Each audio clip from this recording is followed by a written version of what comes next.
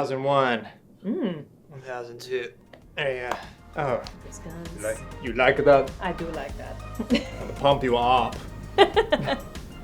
Hey, listen, we want to talk to you guys real quick about a New Year's resolution that is way more important than just getting into shape or what the normal New Year's resolutions are. We want this to be the best year of your marriage yet. We want to help your marriage get into the best shape of your life. So, sweetie, what are some ways we can make this year our best year? I think it starts with intentionality first and foremost. And I think one of the best things you can do is put a conference on your calendar at some point this year. And we believe that the XO Marriage Conference is literally the best marriage conference out there.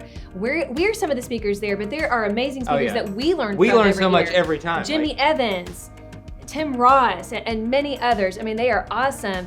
And it's one of those things where you go to this conference and, you know, even if your marriage is in a good place and it takes it to that much better of a place that you didn't even know you could be, you know, with communication, with maybe finding out some things that you need to work on that maybe are weak and you didn't even realize they're weak.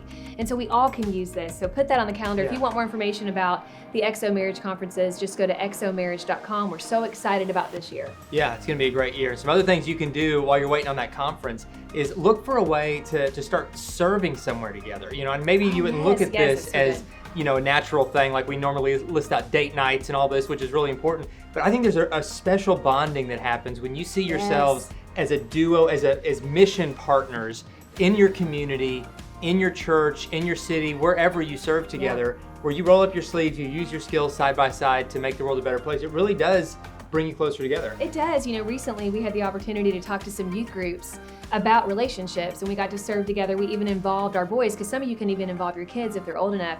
And it is something, it just, you know, I feel like even though we're trying to help someone else, we always get so much more out of it, and we're touched in the process, and that's just how God works. So definitely find a soup kitchen where you can serve together. Maybe get involved at your church if you're not already involved. Maybe even just come up with something yourself to serve your neighbors, to get involved at your children's school. Whatever it is, use the gifts and talents that God has given you, and then do it together. It's so awesome. It's a good way to dream together too. That's so good. One final thing I'd say is be intentional about every week doing something specifically to help you grow in your relationship, whether it's watching a video like the one you're watching right now, listening to our Naked Marriage podcast, which puts out new episodes every single week, or doing something every week, or maybe even more often than that, to just keep improving. Absolutely. And I want to say too, if you're not praying together, make that your commitment this year. I promise you, even if you're not accustomed to praying together, it doesn't have to be complicated. It doesn't have to be in a certain language. God just wants to hear from you like you're talking to your Father, because it's exactly what you're doing. So start praying together every night. It doesn't have to be long, and you will see such a difference in your marriage. For more information on things like this, we hope you go to marriageday.com. Thanks, guys.